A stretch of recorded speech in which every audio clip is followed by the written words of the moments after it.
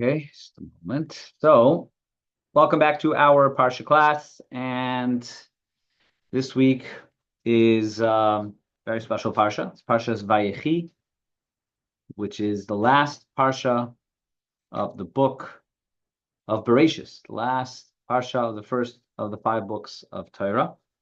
It's also called Sefer HaYashar, the book of the straight. That's referring to the forefathers and mothers and the tribes, the righteous ancestors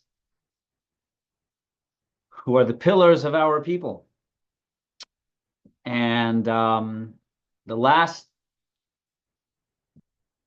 part of this book, this Parsha of Vayechi, centers on bracha, on giving blessing. And we're going to focus today on some of those blessings, the blessings specifically, the blessings which were given to Ephraim and to Menashe. But let's give the background of the text, and then we'll get into some of the deeper ideas behind the text. So, chapter 48, Pasuk Yud. Bnei Yisrael kavdu mizoken. Israel's eyesight was impaired due to old age. L'yuchal liros. He could not see his grandsons. Okay, so what's the background over here? Yakov senses that his time here on earth is about to end, and so therefore he calls Yosef and he says, "I want you to bring your children, your sons, to me, so that I may bless them."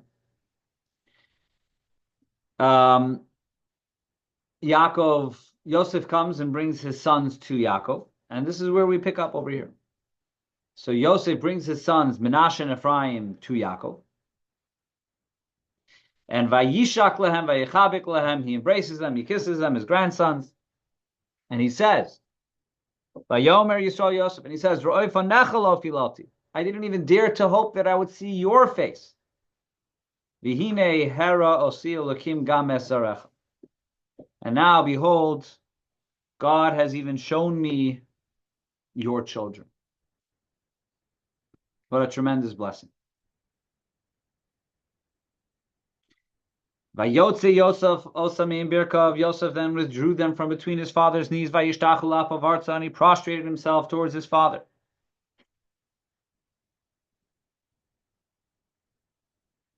And then verse number 13. Vayikach Yosef es shnehem. Yosef takes his 2 sons. Es Ephraim biyamino mismol Yisrael. Ephraim on his right-hand side. He puts Ephraim, again, he's facing his father Yaakov. So he puts Ephraim on his right, which is to his father's left. That's Menashe bismolo, and Menashe to his left, which is to his father's right. Why? Why does he do it this way? So as the story plays out, we know the Yaakov switched his hands, but what is the significance altogether? You think about it, who cares? I mean, he's giving them a bracha. The bracha is what seems to be most valuable. And the bracha is the same regardless of where they're sitting. And yet, he chooses to intentionally place Menashe to his father's right. And this is because we have an idea which is relevant in Jewish law, and it's based on a mystical concept. And that is that we prioritize the right-hand side whenever possible. When it comes to a mitzvah, whenever one can choose between the right and the left, one should do a mitzvah with their right hand. Now, interestingly, someone who is left-handed, their left hand is considered to be the right.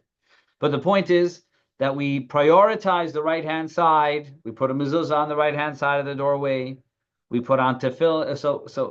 We'll get to tefillin in a moment. But any mitzvah you do, you give tzedakah, you should give it with your right hand. Even the tefillin, by the way, which goes on the left arm. But if you think about it, what is the obligation of tefillin? What is the words in the Torah which obligate us to put on tefillin? Is ukshartam.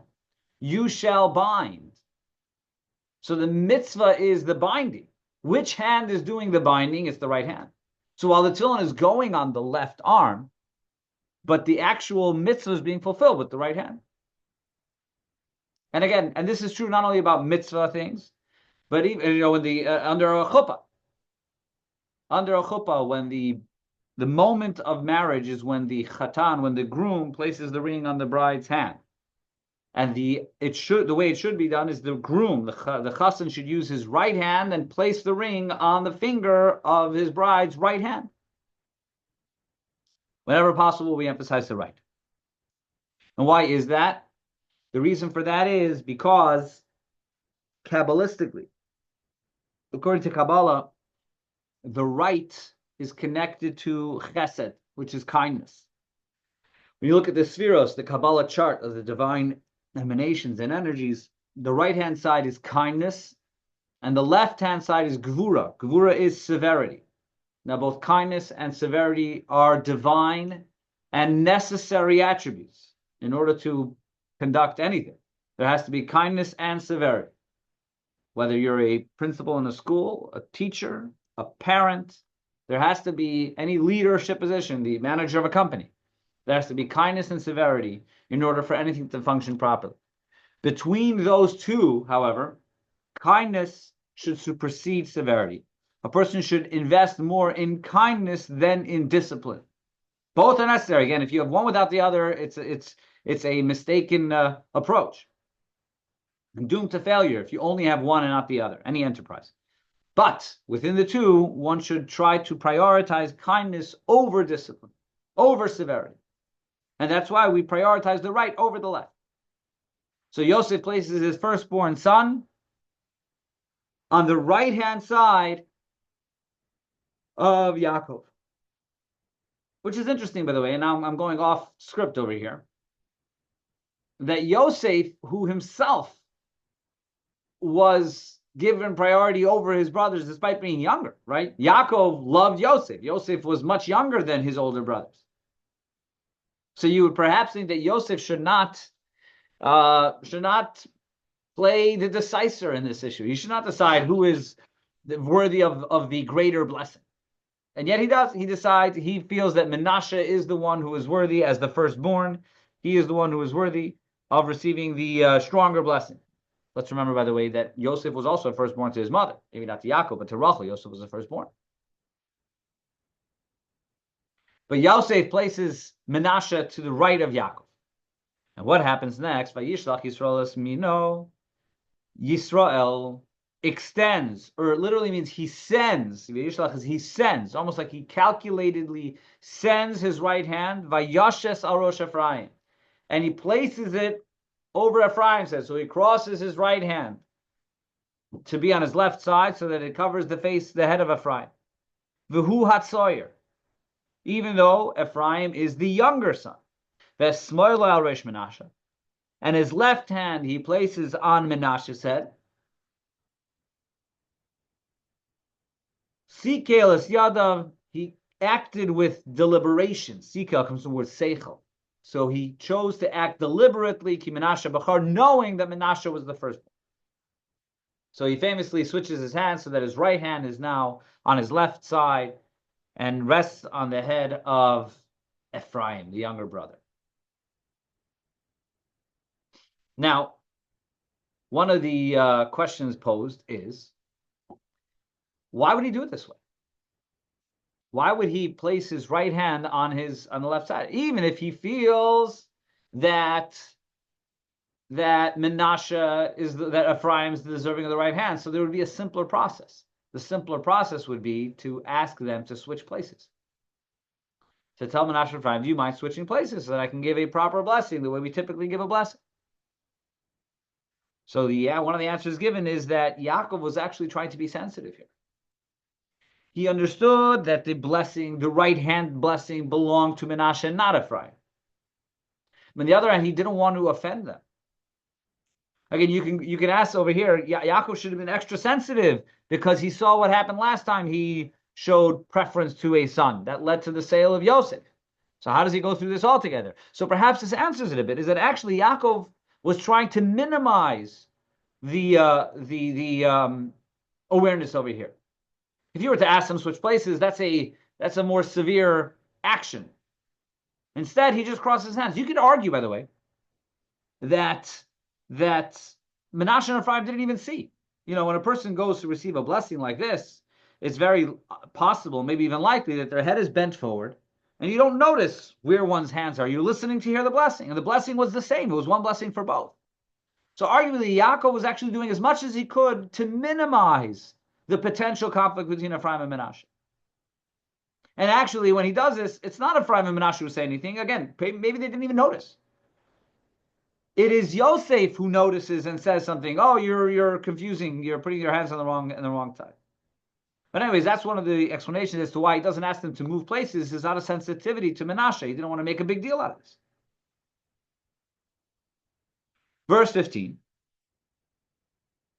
And what does he say? Vayevarech es Yosef. He blesses Yosef. Commentaries point out that it doesn't seem to be a blessing to Yosef. It seems to be a blessing to the children. Okay, different answers to that. But he blesses Yosef. Vayomer, and he says, Ha'elokim, God, Asher hishalchu avosai lefanav Avraham v'Yitzchak, whom my ancestors, Avraham and Yitzchak, walked before. Ha'elokim haroeh osi, God that is my shepherd. Me'oidi ad hayoim hazeh, from my earliest days until this day. So he starts by calling to attention Abraham and Yitzchak and himself. It is pointed out that this concept of before giving a bracha, but to first call to attention the merit of Abraham and Yitzchak, is something we do numerous times every single day. Every single day, when we want, what is the pinnacle of the prayers is the Shemona Esrei. And we have the 19 blessings in which we're asking for all sorts of blessings. How do we start the Shemona Esrei? The first blessing is, we start by saying, Baruch atah Hashem, Elokeinu v'Elokei Avosseinu, Elokei Avraham, Elokei Yitzchak, Elokei Yakov. Blessed are you, Hashem, God of our fathers, God of Avraham, Yitzchak, and Yaakov. So you see that Yosef takes this approach. Maybe we derive the Shemona Esrei from Yosef's approach. Is that before giving someone blessing, first draw down the merit of Avraham, Yitzchak, and Yaakov. Once you've drawn down that merit, so now the blessing has more power, packs a better punch. So he starts by saying, the Father, the God of my father, my grandfather Avraham, my father, Yitzchak, and myself. And then he continues, Hamalach hagoy Elosi mikol ra, the angel who delivers me from all harm, Yivarech es hane'arim, should bless the children. I'm on verse 16, chapter 48, verse 16. The angel who has delivered me from all harm should bless the children. V'yikarei bahem shemi, and may they bear my name. V'shem avoisai, as well as the names of my fathers, Avraham v'Yitzchak, Avraham and Yitzchak, v'yidgul oroiv, and may they propagate like fish, b'kerev ha'aretz, among humanity on earth. This is the bracha he gave them. Hamalach hagoy Elosi mikol ra, yivarech es hane'arim, v'yikar b'hem shemi v'shem avosai Avraham v'Yitzchak, v'yidgul oroiv b'kerev ha'aretz. Of all the brachas that we come across that are given in the Torah, to the tribes, to the forefathers, this is the most famous bracha. This is the bracha that's repeated more than any throughout Jewish history. And the question is why? What is so remarkable about this bracha? What is it about Menashe and Ephraim that they merited to receive this bracha? And why does this bracha, again, become the eternal blessing that parents give children throughout all of history? So what's the idea? Firstly, when do parents bless their children? A very common, even though it's not the Chabad approach, but a very common approach that exists is that parents will bless their children on Friday nights and give them this bracha. Again, I want to just clarify something. When I say this is the most famous bracha, it's not the most famous bracha in the Torah. The most famous bracha in the Torah is very clearly the Birchas Kohen, the priestly blessing, but that wasn't given to anyone in particular. The priestly blessing was the bracha which God commands the Kohanim. That's the blessing, how you bless the Jewish people. But any specific bracha given to anyone in the Torah, this is the most famous of them all. Hamalach hagoy. So again, what is the significance of this bracha? What is even the meaning of it? to be blessed like fish. I mean, it seems to be a very, we could just have, previously in the Torah, we have Abraham, who is blessed to be, that his descendants will be plentiful. And over there, the blessing is they will be plentiful like the stars in the sky and like the dust of the earth. Why is Yaakov changing from that message and comparing them to fish in the water?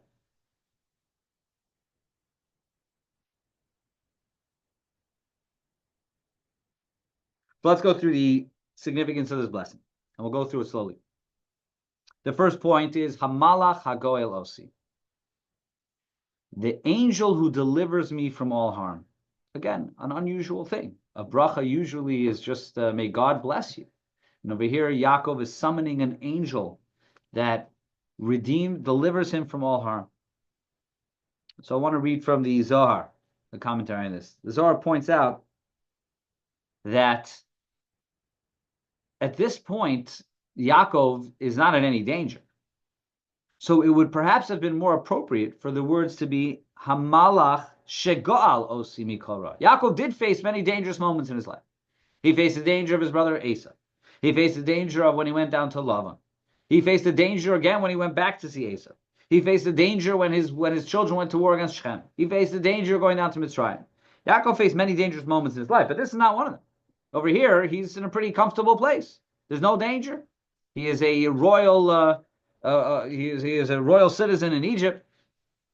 So the Zohar says, why does it say Hamalach Hagoel Osi? You should say Hamalach Shegoal Osi, the angel who delivered me from all harm. Says the Zohar, Hagoel. The reason why it says delivers me is because lefishu nimtza tamid etzel bnei adam. Because there is a angel. We have a common term, a guardian angel. Is a guardian angel a Jewish concept or not? Based on what the Zohar says here, it says yes. That God designates an angel to protect a person. And Yaakov was of such a level of holiness that it wasn't an angel that only showed up in times of danger, but rather it was an angel because of Yaakov's holiness who was constantly there. Hagoyelos, he says, not who delivered me in past tense, it is constant. There is an angel that walks alongside me constantly. And that's as though as the Shekhinah. This is divine presence. An angel is not, there's no entity that has its own power. It's not an entity outside of God that has its own power. It's a divine energy, a divine agent. So Yaakov says, this divine energy that of salvation that walks with me, that walks alongside me constantly, I am blessing you that you should have that same presence, constant presence. And only a tzaddik, someone who is righteous, never, so to say, scares away the presence of the Shekhinah. We find different terminologies in the Talmud about how God says that I cannot be alongside this person. So someone who's arrogant, for example. God says, I cannot stay in the same room as someone who's arrogant. What does that mean, God cannot stay in the same room? God is everywhere. God has to be everywhere in order for everything to exist. So when it says that God says, I cannot stay in the same room as someone who is arrogant, what it means is as this Malach HaGolosi, this angel, this divine protection which hovers over or stands next to a person, is removed when a person is unholy. So Yaakov was able to say, this holy presence, this angel is always with me, and I bless you that you should have that as well. Continuing in the bracha, Hagoyelosi, Mikol Ra, Yivarech es Hanaarim, V'yikare bahem Shemi v'Shem Avosai Avraham v'Yitzchak. And my name and the names of my fathers Avraham and Yitzchak should be called upon them. What is this blessing? What is this blessing? And the answer is given. There's different answers, but all kind of center around the same idea. And that is, it is a tremendous blessing that a Jewish person carries themselves in such a way that it is evident that they are a descendant of Avraham, Yitzchak, and Yaakov. That even 3,000 years, closer to 4,000 years, after Avraham, Yitzchak, and Yaakov walked this earth, a Jew today acting Jewishly upon such a person, or such a young man or woman, we say, this is a descendant of Avraham, Yitzchak, and Yaakov. The greatest blessing is not necessarily what happens to you, but who you are. When a person sees you, what do they see? Again, when we think of blessings, we think of that which happens to us. I will have parnasa, I'll have health, I'll have a shidduch, I'll have all the good things. Those are blessings. But perhaps a greater blessing is, who are you? And the blessing that Yaakov gives them is that you should be. It should always be clear that you are, the name of Avraham, Yitzchak, and Yaakov will be seen upon you. People will see you, they will see this is the descendant of Avraham, Yitzchak, and Yaakov. And that is the blessing of all blessings. V'karei bahem. And a person has to be worthy to carry the name of Avraham, Yitzchak, and Yaakov. So that's the blessing of V'karei bahem Shemi. And then the rest of the pasuk, the second part of the blessing over here, or perhaps the third part of the blessing is V'yidgu laroiv b'kerev haaretz. And may they be abundant like fish upon the earth. So what is the significance of this part? And again, this is the most curious of them all. Why is Yaakov comparing his grandchildren to fish and somehow blessing them to be like fish? Because obviously the first part of the most obvious part of this blessing is abundance. That they should become abundant. There should be plenty and many of them. So an interesting commentary today that points out that it says V'yidgu larov b'kerev haaretz. They should become plentiful in the midst of the lands. He says if you look at the Jewish people when they were in the desert, Menashe and Ephraim were not of the largest tribes. But once they enter the land of Israel, then if you look in Yehoshua, you can see that that's where Menashe and Ephraim grew to a much greater population. So he says that's precise meaning of the verse. The verse is that they will become plentiful, b'kerev haaretz, in the midst of the land. In haaretz, the land, which is Eretz Yisrael, that's where they will become plentiful. But I want to share two other ideas over here. One is, and this is brought in the Gemara, and that is, what is the significant symbolism of the blessing like fish? Again, God blesses the Abraham to be plenty like the stars and like the dust of the earth, and each one of those metaphors are significant because you don't really need a metaphor, right? You could just say you should have many, many descendants. The fact that there are these metaphors, each one of those metaphors is meant to add something. The stars adds one thing, the dust of the earth adds another thing. But here, let's focus on the fish. What is the significance of fish? So there's two things that are brought down in the Gemara. One is that a fish is protected from an ayin hara. A fish, the Gemara says, just like a fish is not seen, and therefore it's not visible to the eye, as in its living habitat. Not visible to the eye, therefore it's not subject to the power of ayin hara. The concept of ayin hara is a very unique concept, and that somehow when people look at one another not in a negative or judgmental or jealous way, there's the power of affecting that person. There's a lot of many interesting statements and even customs based on that. Customs that we don't do things because of ayin hara. We don't look to draw attention to ourselves. It's really not a Jewish way. It is not a Jewish way to draw attention to oneself. You can give several reasons for it, but certainly one of them, which is brought down, is ayin hara. We don't want to invite a negative eye, an evil eye. Again, if you look through the Mefarshim and some are more cautious about it, some less cautious about it. But it's certainly a part and parcel of Judaism is the concern for ayin hara. So he's saying your children will be like fish. Fish are protected from ayin hara, so therefore your descendants will be protected from ayin hara. The Gemara talks about the great sage and tzaddik Rabbi Yochanan, and several episodes which happened in which the sage said, "Aren't you concerned about ayin hara?" Apparently, Rabbi Yochanan put himself in the public eye in a very unique way. It also says Rabbi Yochanan was a very handsome man, so they said, "Aren't you worried about ayin hara?" And he says, "Anami Yosef Kasina. I am a descendant of Yosef, and therefore I'm not worried about ayin hara. I am protected from ayin hara because of this blessing." So the first idea is that the idea of blessed like fish, and why this bracha becomes the bracha that we give to our children, is we want them to be protected from ayin hara. Second idea brought down in the Medrash is that, and I don't know, I'm not an expert in fish, so I can't tell you this, but this is what the Medrash says. It says that fish, although they live in water, when it rains, which means there's fresh water descending, the fish rise upward to drink from the fresh water that's being provided. So the Medrash, water is Torah. A person may be swimming in Torah, may learn Torah all their life, but when there's fresh water, when there's a new Torah idea that comes to their attention, they swim toward it to hear it, to be refreshed by the new, novel ideas of Torah. That's another message over here. And then there are some of the more mystical ideas that are shared. The Tzemach Tzedek, the third Chabad Rebbe, shares the following idea. He says, fish in water is also Kabbalistically an allusion to a tzaddik, a very holy, righteous person. Just, we find even Rabbi Akiva, when he wants to describe a person's connection to Torah, he describes it and compares it to a fish.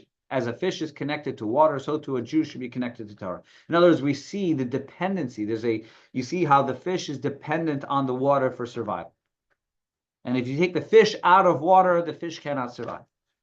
So a tzaddik is someone who you see their connection to God, their connection to Torah, their connection to mitzvahs, as clearly as you can see the fish's dependency on water. But often, such a tzaddik is also somewhat separated from the world.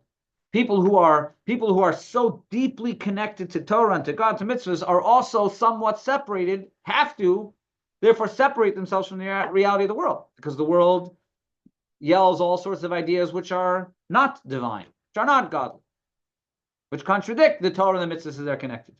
So therefore, you have these beings, these fish, as we say, in a holy sense. That's why it says, by the way, Moshe, where does the name Moshe come from? Drawn from the water. Because Moshe was a soul that was that tight, completely immersed in the water of Kedusha. So typically, the fish is immersed in the water, and therefore it needs to be separated from the earth. You put the fish on earth, it flounders and then dies. So too, some people have this level of holiness that they need to be separate from the mundane, animalistic, egocentrical, unholy elements of the earth. Which brings us back to this word. Brings us back to this pasuk. That he blesses them not just to be like fish, not to be multiplied fish, but bekerev ha'aretz. V'yidgu l'rov, may you be as blessed like fish, bekerev ha'aretz, on the earth. In other words, you should have the quality of the fish-like quality of connection to the water, connection to Torah, but to be able to do so while you are bekerev ha'aretz, even as you walk the earth, even as you engage in the earth, even as you go to work, even as you eat in a restaurant, wherever you are, bekerev ha'aretz, you should still have the divine connection of v'yidgu, the divine connection like fish have in the water. And that's the way the Tzemach Tzedek explains this blessing. V'yidgu l'rov bekerev ha'aretz is you should have the quality of divine connection like fish have to water, but bekerev ha'aretz, even as you walk on the earth, even as you walk on in locations and places and environments which seem to be unholy, that shouldn't in any way compromise your deep connection, constant connection to holiness.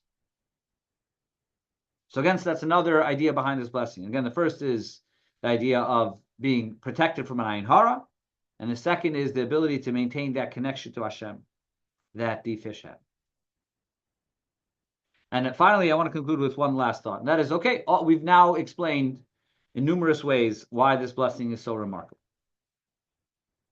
Hamalach HaGoalosi, the constant angel of protection, the ability to have the names of Avram, Yitzchak, and Yakov upon a person, the different symbolisms of the blessing of fish, and obviously there's the basic blessing of abundance. So why are Menashe and Ephraim the recipients of this? We have so many righteous people throughout Torah. Why are Menashe and Ephraim the recipients of this blessing? What do they convey? What idea do they share that they were deserving of this blessing, which again becomes the blessing, the go-to blessing to bless people with, that parents bless their children with? And the answer is as follows. I shall share two answers. One answer is that what is so unique about Menashe and Ephraim? One answer is Menashe and Ephraim were the first to be raised in a corrupt environment, in a fully corrupt environment. Right? We're talking about being raised. So Avram comes to recognize godliness. And then he raises two children. You have Yitzchak and Yishmael. Now, there were some challenges. The challenge was that Yishmael followed a certain unholy path. Okay, and as soon as that happened, what did Avram do? He wasn't excited about it. Sarah was the one who told him, and then God said, you have to do it. Send Yishmael out. In other words, there's a negative influence. Send Yishmael away. And he did. Yitzchak raises two sons, Yakov and Esau. And again, it's not perfect because there's Esau. And at some point, Yakov has to run away. And when he runs away, he goes to yeshiva. So he's able to escape the negative environment. Then he goes to Lavan, who's also unholy. And over there, he raises a family of children. Now, granted, that's not the best ideal situation because they're in Lavan's.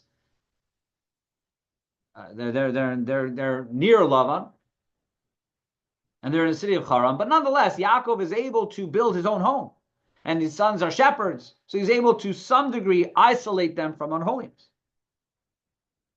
Yosef then is taken to Egypt, and over there he is the prince of Egypt, and he has two sons. There's nowhere to run to. There's no way to protect his children from the unholy, negative environment that surrounds them. And there's the corrupt culture of Egypt. And there's the added corruption of being in the palace of Paro. And nonetheless, Menashe and Ephraim remain holy. And this is where Menashe and Ephraim, even though we don't know much about them, we really don't know much about Ephraim and Menashe.